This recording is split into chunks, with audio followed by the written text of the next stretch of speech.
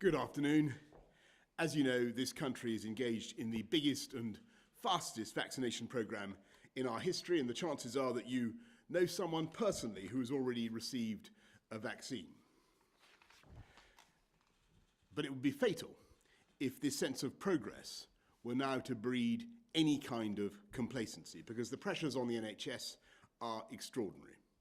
On Tuesday, we saw 4,134 new admissions to hospital on a single day, the highest at any point in this pandemic. There are now more than 37,000 COVID patients in hospital across the UK, and in spite of all the efforts of our doctors and nurses and our medical staff, we're now seeing cancer treatments sadly postponed, ambulances queuing, and intensive care units are spilling over into adjacent wards. And with 55,761 positive cases since yesterday, and very sadly 1,280 deaths, this is not the time for the slightest relaxation of our national resolve and our individual efforts. So please stay at home, please protect the NHS and save lives, and please remember that this disease can be passed on not just by standing too near someone in a supermarket queue, but also by handling something touched by an infected person. And remember also that 1 in 3 people with COVID have no symptoms, and that's why that original message of hands, face, space, washing your hands is as important now as it has ever been. And it's precisely because we have the hope of that vaccine and the risk of new strains coming from overseas that we must take additional steps now to stop those strains from entering the country. So yesterday we announced that we're banning flights from South America and Portugal, and to protect us against the risk of as yet unidentified new strains, we will also temporarily close all travel corridors from 0400 hours on Monday. Following conversations with the devolved administrations, we will act together so that this applies across the whole of the UK. This means that if you come to this country, you must have proof of a negative COVID test that you have taken in the 72 hours before leaving, and you must have filled in your passenger locator form, and your airline will ask for proof of both before you take off. You may also be checked when you land and face substantial fines for refusing to comply, and upon arrival you must then quarantine for 10 days, not leaving your home for any reason at all, or take another test on day 5 and wait for proof of another negative result. And we will be stepping up our enforcement both at the border and in country. And it's vital to take these extra measures now when, as I say, day by day, hour by hour, we are making such strides in protecting the population. We've now vaccinated over 3.2 million people across the UK, doubling the numbers of last week. That's 2.8 million people in England, 225,000 in Scotland, 126,000 in Wales, and 115,000 in Northern Ireland. Yesterday alone, we vaccinated around 250,000 people in England, and that is still far more than any other country in Europe. And with almost 45% of our over 80s now vaccinated, and almost 40% of care home residents, we are steadily protecting those most at risk. And I pay particular tribute to the vaccination efforts going on in Cockermouth in Cumbria, Yateley and Cheltenham, where they vaccinated around 90% of their over 80s in their communities.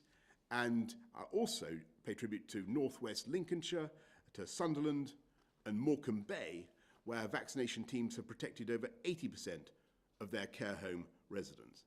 And it's thanks to that amazing constellation of the vaccination teams, doctors, nurses, armed forces, local authorities, pharmacies, volunteers, that we're steadily building up that immunity, that protection for the vulnerable, for the NHS, and for us all. So when the call comes, please do get a jab, and in the meantime, stay at home, protect the NHS, and save lives. And I'm now going to hand over to Chris Whitty to do the slides. Thank you, Prime Minister. First slide, please. Just 3 slides this evening. The first one is the number of people testing positive for COVID.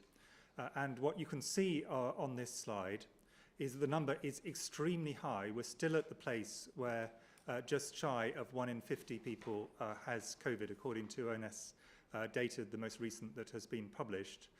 But there is now some levelling off in the cases. This is earlier in the bits of the country which were in Tier 4 for longest, but we are seeing some levelling off everywhere as far as we can see, including the areas which entered lockdown more recently. This is thanks to enormous efforts by so many people, and this is because a very high proportion of the population, virtually everyone, in fact, if you look at the polling data, is adhering to the guidance and staying at home and minimising the number of contacts they have. And this is leading to this impact. And we were not sure this was going to be possible with this new variant, but this demonstrates that with the actions everyone has taken, we are now slowing this right down, and we hope it will, in due course, start to drop. Next slide, please. Unfortunately, the number of people going into hospital lags behind the number of people who actually catch the disease, because there's a delay before hospitalisation.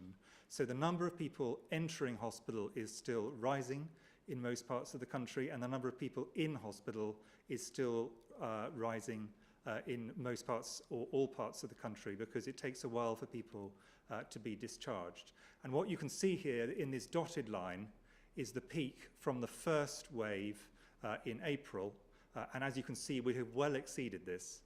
And my colleagues in the NHS are working incredibly hard to care for all of these patients as well as everybody else who has other medical problems. And we want to re-stress this evening that if you have any serious medical problems, heart attacks, strokes, these kind of very major issues, the NHS absolutely you should be contacting, and hospital, if appropriate, is where you should go. So this, they are achieving this and continuing to run the service, but there is very large numbers of people now in hospital, and they will continue to rise probably into next week. Next slide, please. And still later, sadly, some people die, and the number of deaths is again rising steadily, and that will continue to rise into next week, because there's a lag between people going into hospital and then sadly some people dying, and you can see the data here. If we look forward over the next few weeks, the effects of everyone's actions in helping to reduce transmission will begin to reduce this strong pressure of the virus and reduce the pressure on the NHS and reduce the number of deaths. And with a delay, the fact that we're vaccinating the most vulnerable people, the people in care homes and in above 80 at the moment, it will in due course move slightly further down the age spectrum. These are the people who are at highest risk of dying. And therefore the impact on reducing deaths from this vaccination programme, astonishing vaccination programme delivered by the NHS, will come first. The impact on reducing pressure on hospitals will take longer, because there is a younger age cohort in addition in hospital, in addition to those older citizens. So that is where things we hope will go over the next few weeks, but I'm afraid in the next week we do anticipate the number of people in the NHS and the number of deaths will continue to rise as the effects of what everyone has done take a while to feed through. Thank you. Brilliant. Thanks very much, Chris. Let's go to questions from the public first. We got Wayne from Bath, please. The new variant of the virus has been largely blamed for the current situation, including the ineffectiveness of the regional tiered approach, whilst the wide and damaging effects of a lockdown are acknowledged. What plans are the government putting in place to contain any potential future variant that is more easily transmissible or causes more severe disease, especially one that may require adjustments to the approved vaccines? Well, Wayne, thank you very much. I reckon you're asking the question that so many people are asking in our country at the moment. We've made such progress with the vaccine. What we don't want to see is all that hard work undone by the arrival of a new variant that is vaccine busting, as it were. So a lot of work, scientific work, is being done on that, and I've just outlined some of the steps that we're taking to protect this country from the arrival of new variants of concern from overseas, and you'll have heard Wayne what I had to say about the tough measures we're taking at borders and at airports and with quarantine to stop new variants coming in. But I think possibly it'd be best to hand over to Chris and Patrick just to say a little bit about whether how you can adjust vaccines to cope with new variants and the extent to which we think the existing vaccines we have in the UK are already good for reducing disease and reducing mortality generally. Shall I forget that, Chris? Yeah. Patrick, why don't you go? First thing to say is in terms of detecting the viruses, we've got a very comprehensive screening program with genomics to get sequences of the virus. That's why we picked up the ones we have. So I think that needs to continue, and to make sure we're on top of actually finding these and then dealing with them early. In terms of the vaccines, the evidence at the moment that we've got in terms of the UK variant is that it transmits more readily. There's no obvious change in the disease course one way or the other, at least within sort of broad areas. So there's nothing to suggest that there's a really big change in disease severity in any way. And in terms of the immunity, everything looks as though this variant will be susceptible to the immune response that's either come about from a previous infection or from vaccines. So there's accumulating evidence to suggest that. In terms of other variants, it's possible that variants will get round vaccines to some extent in the future, and some of them that are out there in the world now may well have more of an effect to bypass some of the existing immune system that's come up in response to a vaccine or previous infection. We don't know that. But I think the vaccines themselves, and this is what I think is really important, is the new types of vaccine, particularly the messenger RNA vaccines, are really quite easy to adjust to changes in the virus. And that is a big change in vaccine technology. It's a very important advance. It's essentially days to make a new starting point, weeks probably to get to a new vaccine if it's needed, provided the regulators are happy with the approach. But that is very different from the past. And it's worth also remembering that flu changes year on year, and that's why you need a different flu vaccine each year. So it's a similar sort of problem that we have going forward. As the viruses change, how do you make sure that the vaccine adjusts accordingly over years? And I think it's likely that the vaccine that we have now is going to protect against, say, the UK variant, and is going to provide protection against, I suspect, the other variants as well. The question is just to what degree the efficacy might change a bit, and that's what we've got to find out.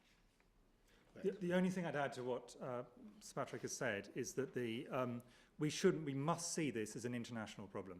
So we're concentrating absolutely on trying to protect people here in the UK, but it is also important, as we are, that we actually also support every nation, because a problem anywhere is a problem everywhere with a virus like this. So helping to improve diagnostics, helping to make sure vaccines are both researched, which the UK has taken a very significant lead in, but also distributed and available and resourced, which is done through, for example, a system called COVAX. So there's several things we should be doing to support everyone internationally as well as nationally. That is completely right, and the problem, I guess, will only really be solved once the whole global population has some measure of vaccination and immunity. And the UK contributes massively to COVAX and CEPI and other global vaccine initiatives. Let's go to Michael from Cornwall. Good evening. What will the number of daily death rates and COVID-19 infections will the government consider lifting the lockdown restrictions? Thank you.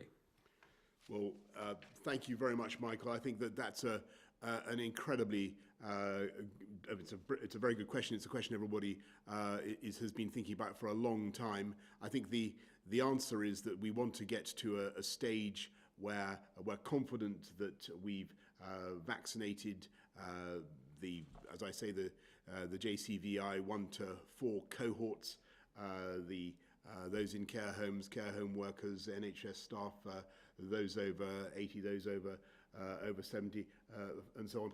The most vulnerable groups, we've got to do them. And then depending on the effectiveness of that rollout, and as you know, we're going for we're hoping to do all of them by the 15th of February. We will think about what steps we could take to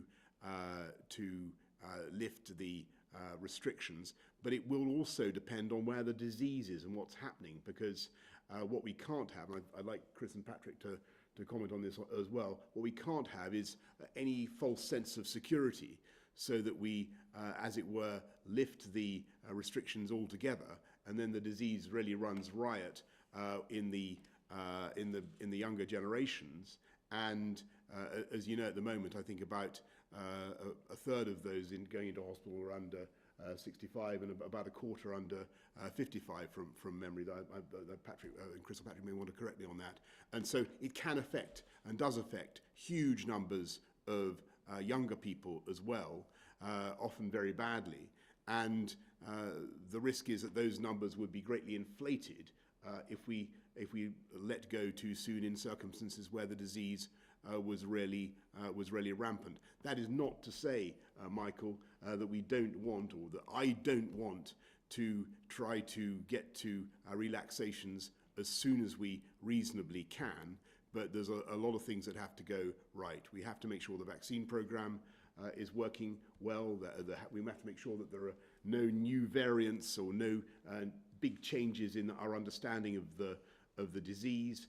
And we've got to work together to deliver the results of the current lockdown and get the disease under control. And there are some signs in some places that is working, but it's going to take a huge national effort.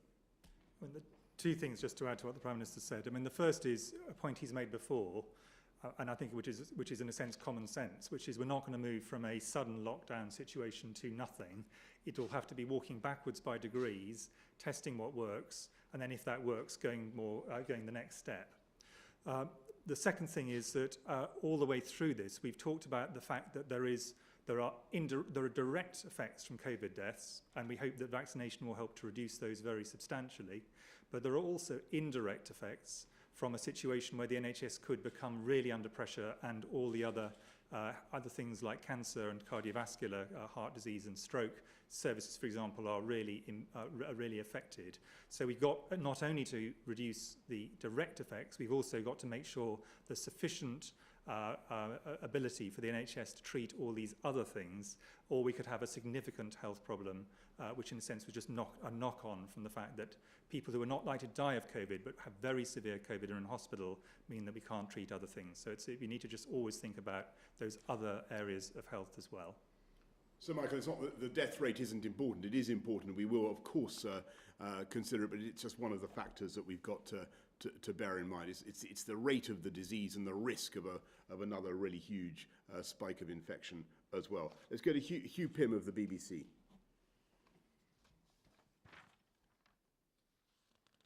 Hugh, you need to unmute. Apologies. Thank you, Prime Minister. Some hospitals in London and the southeast of England are so stretched that patients are having to be moved hundreds of miles for treatment. Does this not suggest that not enough was done by the government to prepare the NHS for the second wave? And for Professor Whitty and Sir Patrick, when exactly do you expect the peak of pressure on the NHS to be, and how might that vary around the country?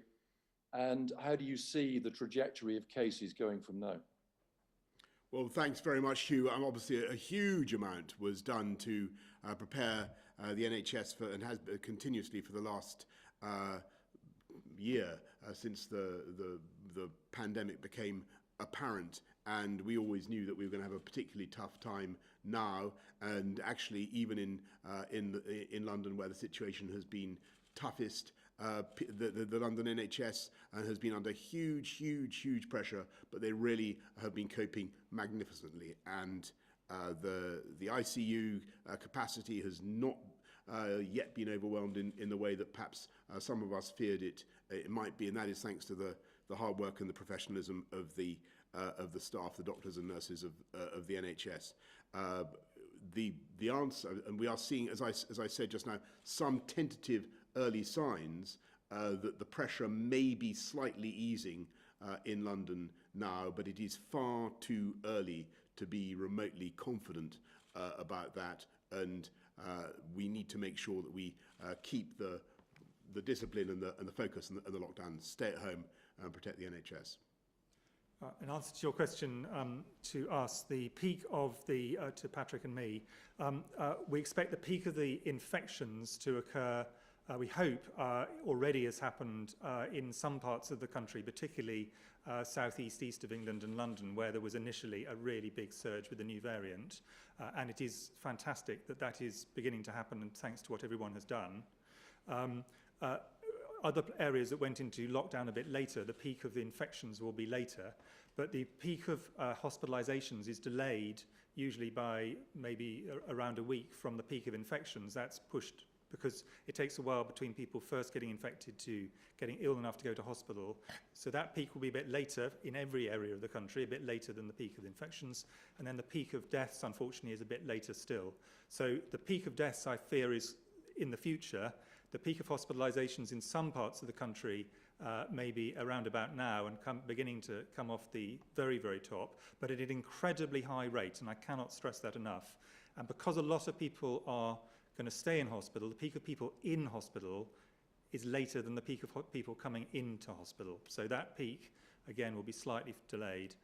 And in parts of particularly the north and the southwest, for example, the peak will be later than it is in east of England, southeast, and in London.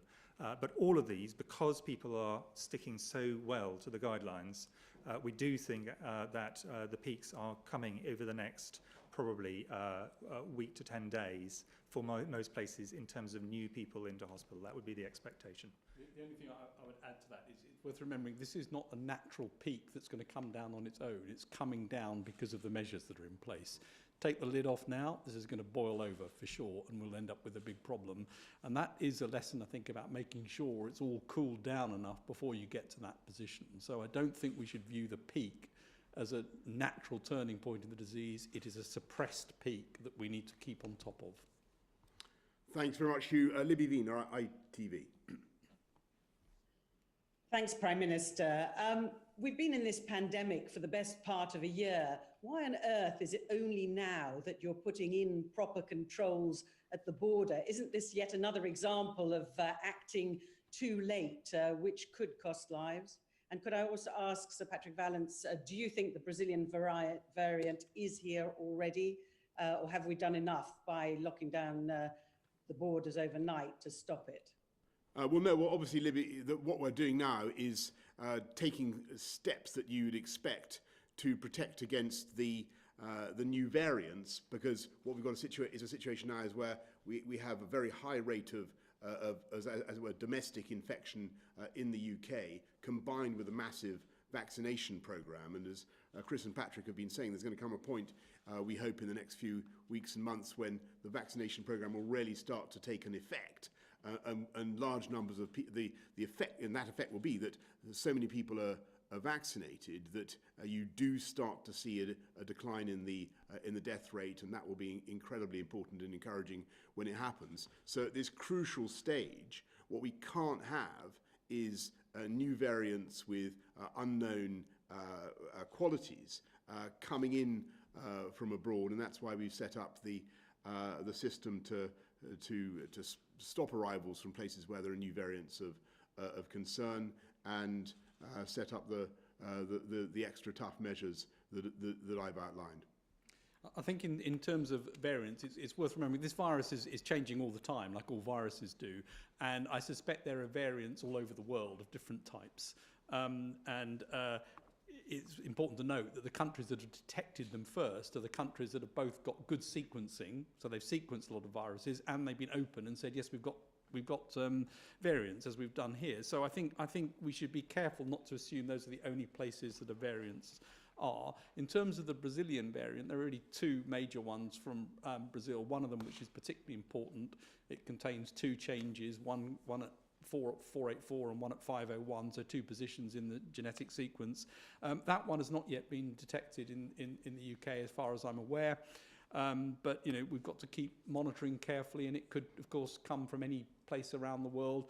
And these are changes which I would expect to start seeing in lots of places. These are changes which this virus quite likes, and I think we'll see them emerging in different places. Thanks, Libby. Ben Kentish, LBC. Thank you, Prime Minister. Last week on the vaccine, you promised the maximum possible transparency. And yet in the days since, the government has said it will not produce the key statistic at the moment, given this is the limiting factor, and that is the supply. So in the interest of that transparency, and clearly things are going well, but we have heard some reports of wastage and of GPs' surgeries not getting the supplies they were promised. In the interest of that transparency, could you tell us how many doses are available now and how many will be in February? And then just quickly, if I could, one for Professor Whitty. Professor, you've said before that you thought things would be back to normal much more than they are now by Easter. Do you still think that's the case, or realistically are we now looking at the summer? And a quick one for Patrick Vallance too. So Patrick, according to Public Health England, there were more outbreaks in workplaces than there were in hospitals, care homes or prisons in the last week. Has SAGE looked at the problem of workplace transmission, and does it think more needs to be done to keep people safe if they are going to work? Thank you all. Ben, can I just come back on the vaccine supply issue? And I think you really need to look at what we're saying on what we think we can do on getting jabs into arms, because when you look at the issue of the number of vials or the number of doses, there are things that there's the overall question of can the factories, we've got 2 vaccines we're using at the moment, as you know, Pfizer and the Oxford AstraZeneca vaccine, that we depend on them, their factories, their manufacturing processes, and also there is the issue of the batch testing, the approvals that have to be done to make sure that we're putting safe vaccine in everybody's arms. I think it's incredibly important that all our vaccines are safe. So we've got to get all that right. And what I can tell you is that we're using all the supply that we can possibly lay our hands on, and you know, the UK secured bigger supplies than any other country, and we're going to get it into people's arms as fast as possible. And the ambition is, as you know, by the 15th of February to have got 12 million people in England offered a first vaccine, 50 million across the UK. Those are the best figures I can give you. I mean, on terms of the question you asked me, I mean, I've always said that I thought there was a reasonable chance things would be a lot better in the spring. I don't recall I've ever personally said that it was by Easter in public, but I think the Prime Minister may have quoted me as saying that rather generously. But let's assume that we just talk about the spring more generously. There's a spring after Easter, is it? There is a spring after Easter, yes. Okay. So more generously, but the general principle that things are going to improve in the spring, I still think that is very likely. Having the new variant makes that harder, there's no doubt about that, but I think what has happened over the last 3 weeks is we've shown that with everybody working together, we can beat this virus with the current measures, and the vaccine will now help us to do that. And hopefully, increasingly, the vaccine will take the heavy lifting, and less of this will be requiring people to do things. But I think what no one thinks, and I think anybody who looks at this would agree with this, is that suddenly in spring it's all over and that's the whole thing done. What we expect is things to be substantially better than they are at the moment, both in terms of deaths from COVID, and hopefully if we take it steadily and in a sensible way, walking backwards from restrictions, but in a way that actually keeps the deaths down, the NHS not under pressure. So certainly the hope is that that's a kind of reasonable time frame to be kind of thinking about. But I think if we try and put a hard stop on this, of course we'll be caught out by events. But I think that broad time frame still feels to me a reasonable one, provided what we're not expecting is completely back to what it would have been 2 springs ago. It's going to be a lot better than we are now. Thanks very much. There was a question about workplaces. Sorry, forgive me. Yes, that's very So important. so I think a lot of workplaces have done a great job in terms of making sure that they are safe, and they've gone as far as possible in terms of distancing and the other measures, and hand hygiene and surface cleaning and all the things that really matter. And yes, SAGE has looked at this and produced a number of guidance papers on how best to think about this in the workplace. So they're there in the public domain for people to look at. And from that, the departments have drawn up specific guidance, and HSE and other organisations have. But yes, SAGE has produced papers on workplace safety and how to optimise conditions to try and reduce the spread of the virus. Just on that, I think it's, I said it earlier on, I think it is very important for people not to just get fixated on exhalations, transmission by standing near somebody. Don't forget it can also be transmitted, and it very likely is very commonly and widely transmitted by handling things and picking up something that's been touched by somebody who's infected. I think we forget that in the way that we're trying to restrict transmission. It's very important to remember that. Let's go to and that's why the hand washing message is also so important. Let's go to Seb Payne of the FT. Thank you, Prime Minister. I would like to ask you about what happens to the rest of society once the most vulnerable are vaccinated. Are you not giving us any indications about vaccinating the under 50s because you're intending to open up society before the point you will get to them? And will this be safe for the working age population, given how little we know about the long-term impacts of COVID? For Professor Whitty, there are some reports that GP surgeries and vaccination centres have spare vaccines once appointments are complete, and they risk being thrown away at the end of the day. So what is the government's plan for excess vaccines, and what are the protocols for how they should be used, or should GPs give them to whoever turns up? And finally, for Sir Patrick, there was a recent poll out that said just 5% of Britons had heard advice about avoiding unventilated indoor places. We know this is a key way to avoid COVID being transmitted, so why isn't the government's education campaign focusing on this front? Thank you all. Yeah, thank you very much, Seb. And you are, I think, like actually several questioners already this afternoon, focusing on the issue that I think really preoccupies so many of us at the moment. What is the moment at which we think it might be safe to relax? What proportion of the population of the vulnerable do we need to have immunised in order to be able to start that journey of relaxation? As Chris just said, it will be a process. I think let's focus for now on getting those cohorts, the JCVI groups 1 to 4 coming forward, the over 80s, the over 70s, and as I've said, and I think that will already make a huge difference. But clearly, as Chris and Patrick have said, there will be more work to be done to immunise the rest of the population to make us even safer and allow us to open up even more. It's probably about as specific as I can be, Seb, tonight. But there's clearly a debate to be had, and we'll make sure that everybody has a chance to have their say in that debate. On the question you asked me, let's move from anecdote to actual numbers. If you look at the proportion of the vaccines that have been used, which are for people in care homes and people over 80, it is the overwhelming majority. But at the same time, GPs, rightly, have tried to make sure that they eke every vaccine out that they can. And there has been some perfectly sensible decisions made by individual GPs, and not just GPs, also elsewhere, where it looks as if, particularly with the Pfizer vaccine, where there is an issue about shelf life once something's being unfrozen, to make sure that actually it's possible to maximise the number of people vaccinated. But they have really heavily concentrated in these top tiers for the JCVI identified, those over 80 and those in care homes at the moment, plus health and social care workers who are in contact with patients for very obvious reasons. And the reason for that is really also very clear, which is those are the people who are at the greatest risk. So that's why that heavy concentration has gone that way. But where there has been extra, people have been very sensible about it. And new things are coming in, for example, to try and increase by 1 dose the number of doses you can get per vial.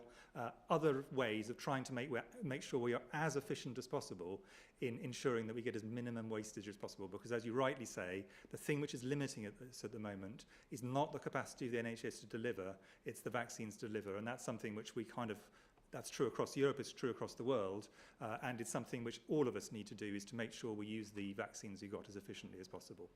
Sorry. You're quite right to raise indoor spaces. I mean, it's indoors where most of the transmission occurs.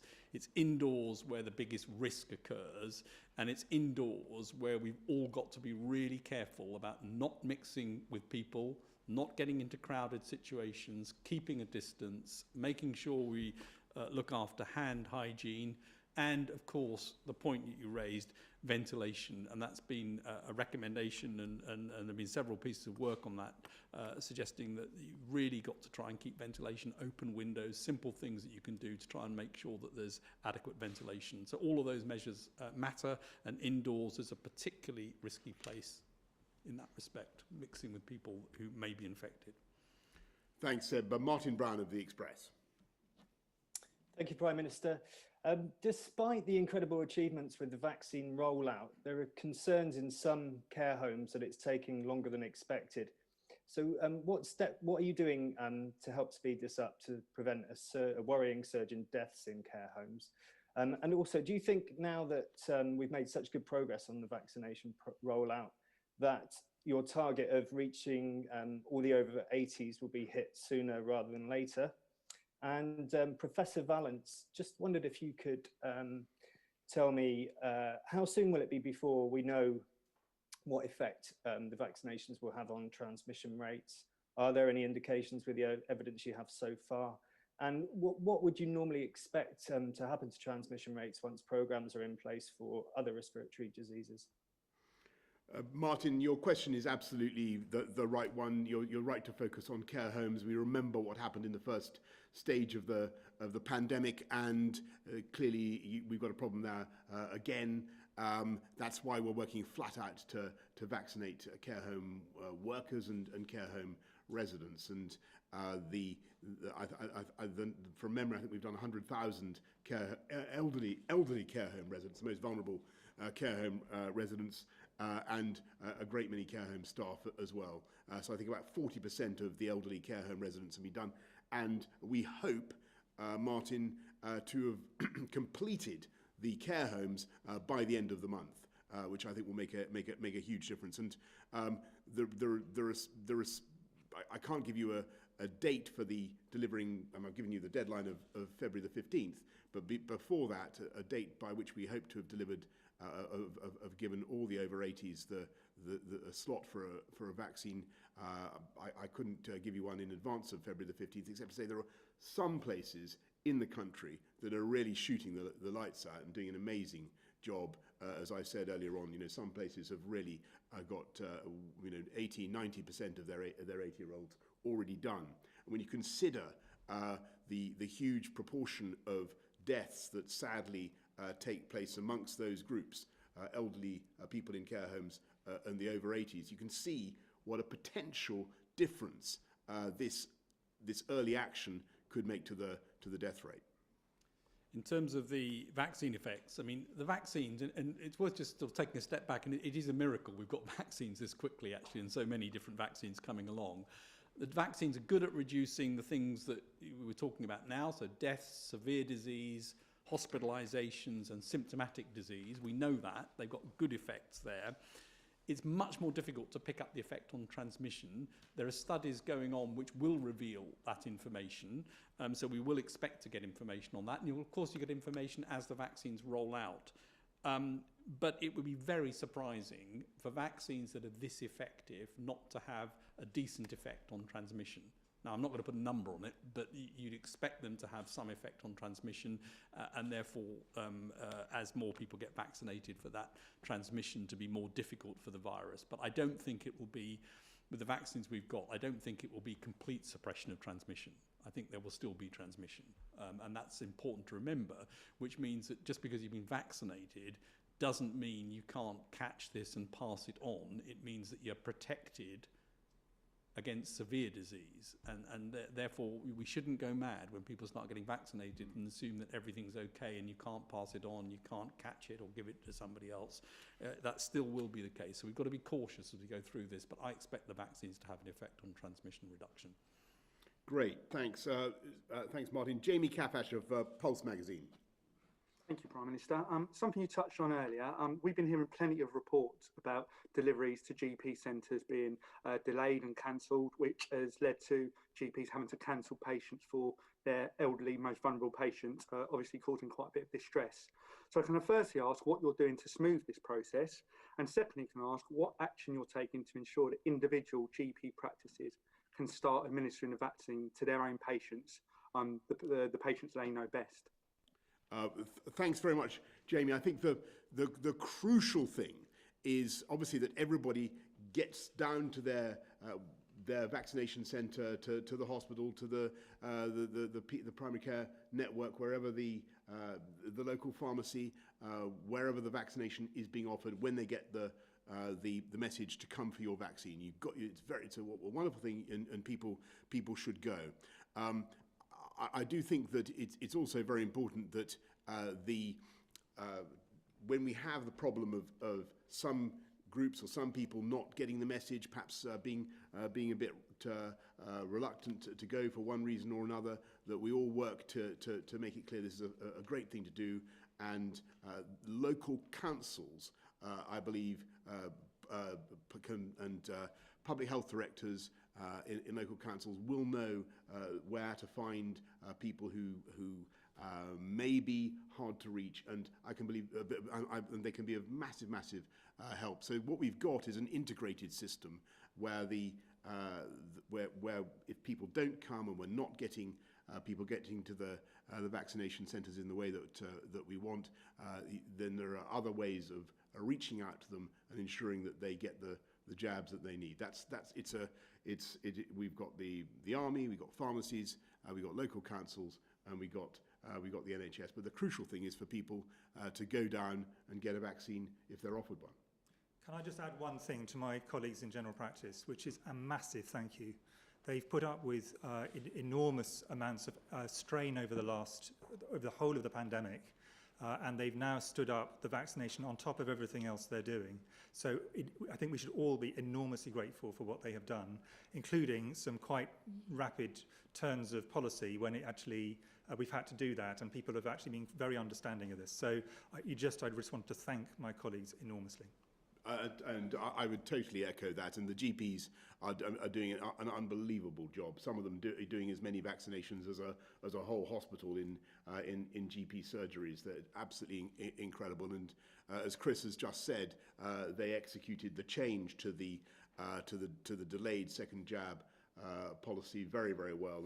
And that's more or less totally transformed. So the numbers are good today. There will be bumpy days ahead. It will continue to be up and down as we roll out this vaccine. But I just want everybody to know that we're doing absolutely everything we can, throwing everything at the vaccination campaign. And in the meantime, as we race against time, it is absolutely vital that people follow the guidance, stay at home, protect the NHS. Thank you all very much.